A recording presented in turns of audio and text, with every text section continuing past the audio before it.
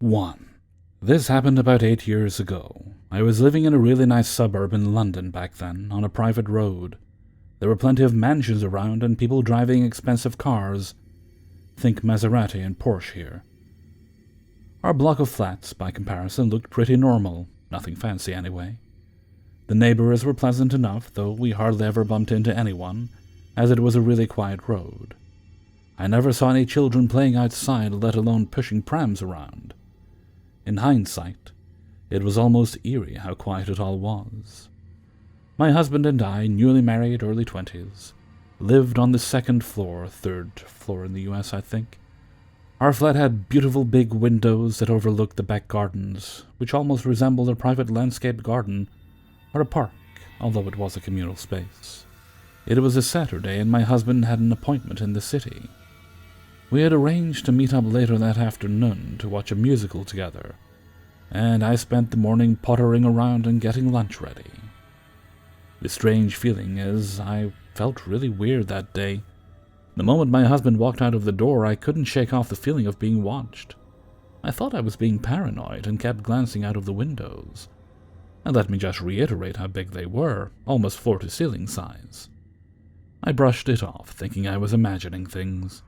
We had lived there for 2 years, and although I had one scary encounter on that road before, watching a group of youngsters trying to break into a house, I felt safe overall. Still, that bad feeling put me on edge. All morning, paranoid me thought there was someone in the garden hiding behind some shrubs watching me. I knew I was irrational, but I usually trust my gut instincts and kept staring out the window in the living room when I saw something. Shoes. They were kind of poking out like someone was crouching down between the bushes. At first I thought someone had left a pair of shoes out there, strange as it seemed, but when I looked again a few minutes later, the shoes were gone. This wasn't enough to freak me out, but I decided to head into the city earlier than planned, as I couldn't stand being in the flat anymore and just wanted to get out. Maybe go to the museum, or do some shopping before meeting up with my husband. I decided to walk to the station, which was a 20-minute walk from the flat, leading through a wood. I grabbed my bag and headed out. The moment I stepped out of the house, that bad feeling intensified. I kept looking behind my shoulders, and after maybe 1 minute of fast-paced walking, I noticed a weird guy behind me. I had no idea where he'd come from. It was almost like he'd leaped out of the bushes or something, and he struck me as weird because of his walk. I don't know how to describe it, but he didn't walk like the average person. Instead of walking on his heels, he walked on his toes, if that makes sense.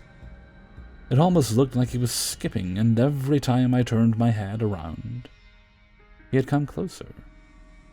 Mind you, I'm a brisk walker and I'm a runner, so I wasn't slow or anything, and yet this guy was catching up to me in no time. Again, paranoid me tried to ignore my bad feeling. Sure, this guy's weird psycho walk freaked me out, but other than that, he looked normal, and he was even wearing a suit. Overall, he looked smart, like a city worker, and I just kept walking through that wooden part of the suburb. There weren't any cars or people around, as I had taken a shortcut through the forest before joining a busier road that led to the station. And all the time that guy was behind me, now keeping a friendly distance. Once I turned around and saw he had his eyes fixed on me, and the moment we locked eyes, a cold shiver ran down my spine. There was something about his look. It wasn't menacing, but so intense and fixated on me. I felt like he was hunting me, and I know that sounds like an exaggeration, but it's how he made me feel, like prey. I picked up my pace, and so did he. I listened to his footsteps coming closer and felt his eyes on my back. I took another shortcut, trying to get rid of him, but he kept following me. Once I reached the busier road again, I felt a sense of relief. At least there were cars around, so even if he tried to drag me into a bush, there would be witnesses. At that point, I avoided looking behind me, sensing his pleasure in watching me act like an erratic idiot storming down that road, trying to get away from him. But I had to cross the road at a traffic light and came to a halt. Before I knew it, he was standing next to me, staring at me. I can still smell his cologne. He mumbled something under his breath, something obscene, I was sure. but I decisively looked the other way and pretended not to take notice, even as he inched closer. The moment the traffic light changed, I sprinted across the road and saw him get on a bus. Man, did I feel relieved then. I'm such a stupid moron, I thought. That guy wasn't after me at all. Bear in mind, it was the middle of the day as well. Least to say, I felt very silly. For 3 minutes, maybe. Guess what? The guy had got on a bus, passed me on that bus, and must have got off at the next stop because he was there waiting for me. I saw him watch me as I approached, his unnerving smirk, the way he gaped at me. And that's when I knew he was playing cat and mouse with me. Frankly, I had no idea what crazy shit was going on in his mind. At that point, I almost lost it.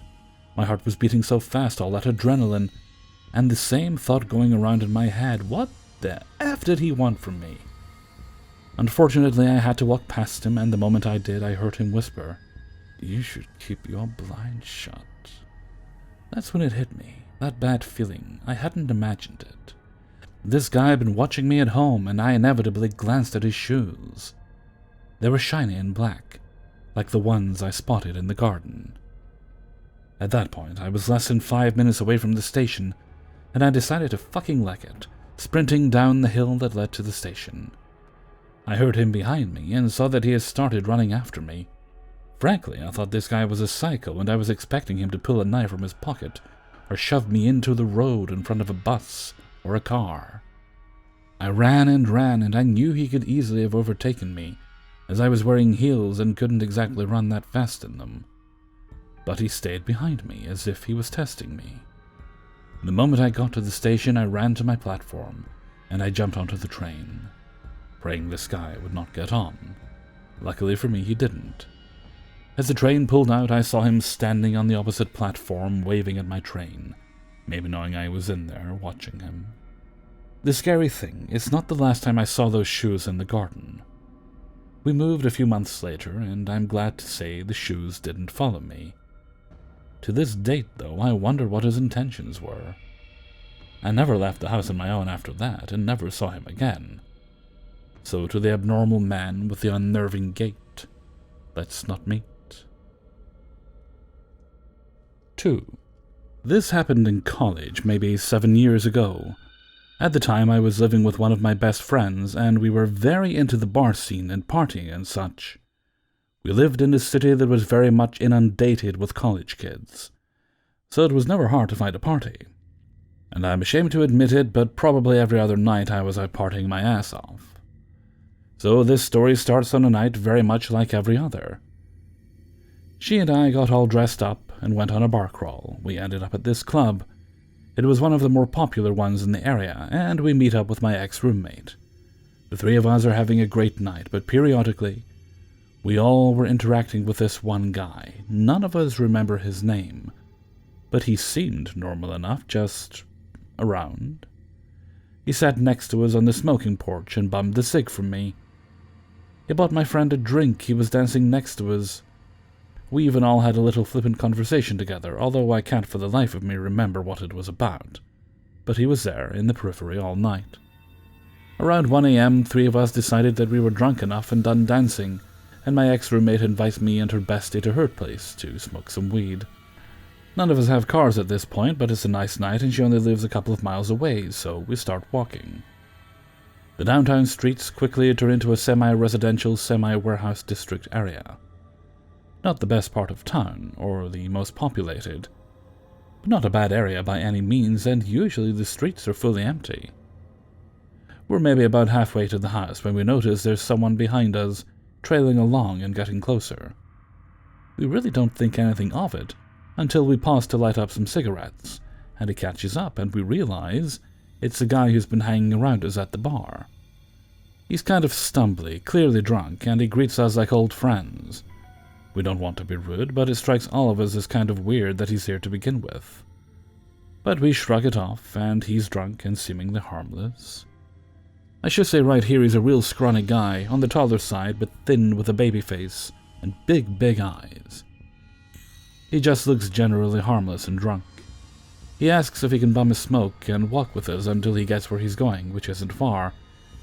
He's just pretty drunk and not sure he'll make it, and he's clearly very unsteady on his feet, so we say sure, why not? So we're walking and chatting, and we're getting closer to our destination. But he doesn't make any indication of where he's going, so I finally ask him, "Where do you live anyway?" And he gives me this funny look, like I'd asked something really stupid, and he says, "Oh, I don't live anywhere near here." This kind of creeps us all out, and we sort of stop where we are, and I'm like, "Okay, well then where are you going?" And he goes, "Oh, I'm following you." At this point, I think there's maybe been a misunderstanding in his mind, so I respond with something along the lines of, "Okay, well, no offense, but we don't even know your name. You're not coming with us." And he gets this look like he's hurt, but also angry, and a little manic. And he gets kind of loud and says, "But I told you all my name. I told each of you my name. How did none of you remember my name?" At this point, my ex-roomie steps in and goes, "Look, man, I know you're drunk, but you need to calm down." And the guy stops and gets real calm real fast. And he gets this really serious look and says, "No, I'm not drunk, I'm fine. I just knew you'd trust me more if you thought I was drunk." At that point, I'm like, "Fuck no, I'm out." But my roomie doesn't believe him, and she says something like, "No, you've been stumbling this whole time. Of course you're drunk." And he shakes his head in a completely calm way. With no slurring whatsoever, he goes, "No, I'm sober. I just wanted to see if you'd let me in the house."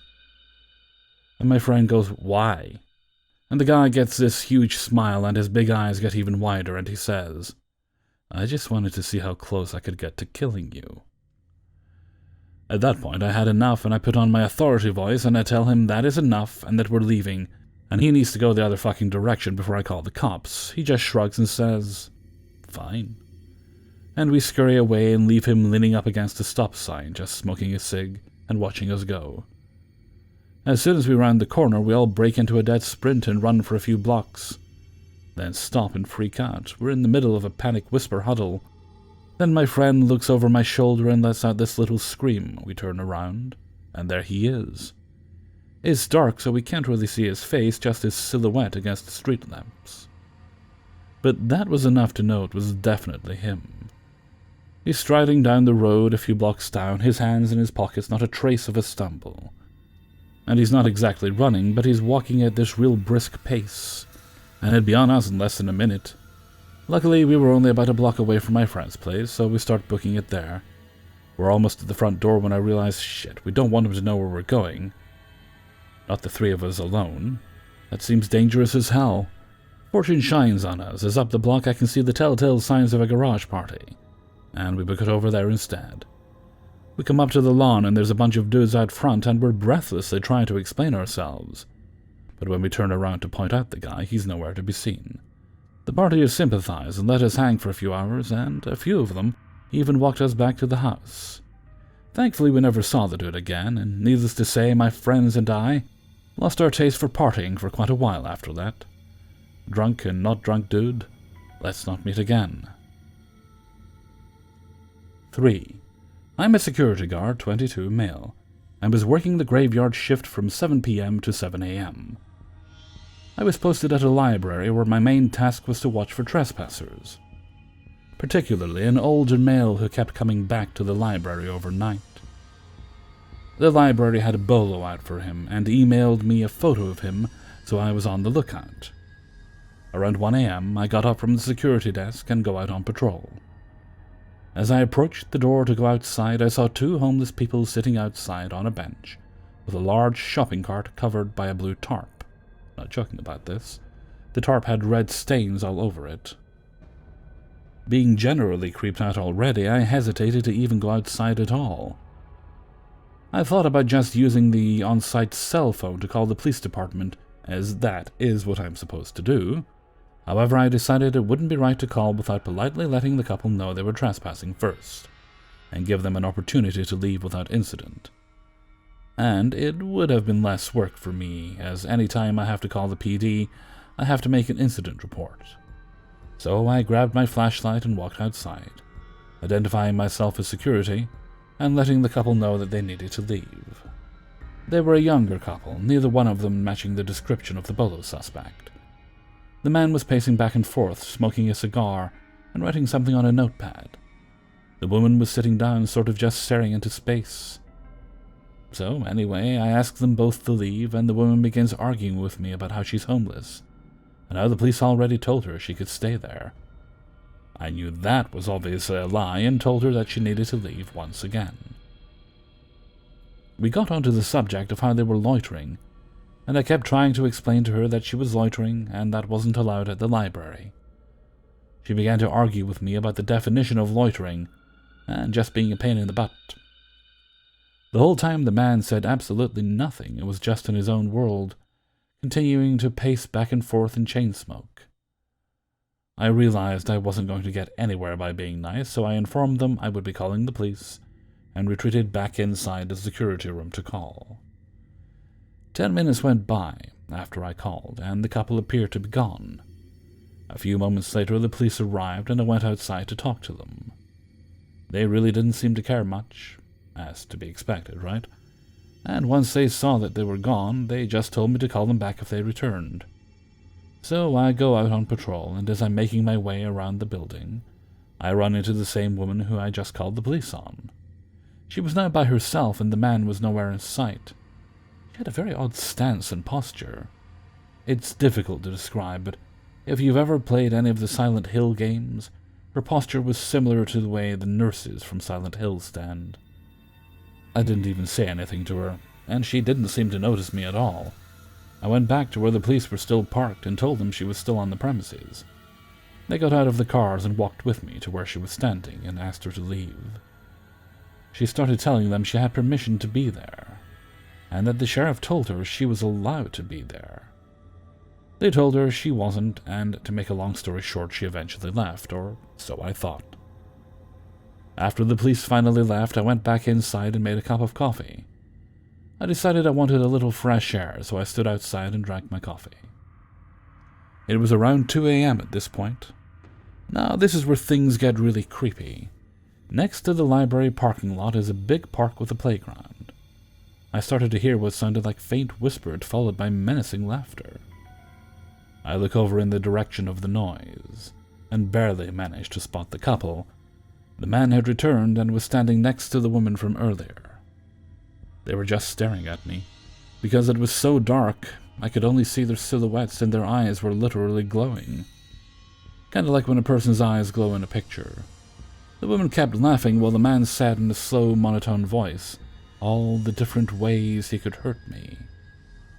He said it loudly enough to understand what he was saying, and I knew he was talking about me. He was talking to her, but was talking about cutting my face off and skinning me. Then he shouts, "That uniform doesn't make you tough." And at that point, I just got too sketched out and went inside to finish my shift. The rest of the night was unsettling too, because I kept hearing voices outside and tapping on the walls and doors, and I knew it was them. Luckily, they couldn't get inside without a key card. When my shift ended, it was once again daylight outside.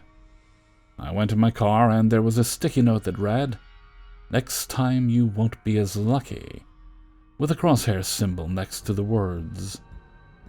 Needless to say, I am never returning to that library overnight. Hey everybody, Hellfreezer here, and thank you very much for listening to 3 True Scary Stories, episode 535. And thank you very much to everybody who allowed me to use their stories in this video. What the hell is it with delivery drivers not realizing, months into a pandemic, you can't just hand packages to people? And you should also wear a fucking mask if you want to come to somebody's door and knock on it. Yes, Grumble Freezer returns. Grumble, grumble, grumble. I mean, I probably shouldn't be ordering things to be delivered, but, it was, the Black Friday sales started on Amazon, and it started on the 20th.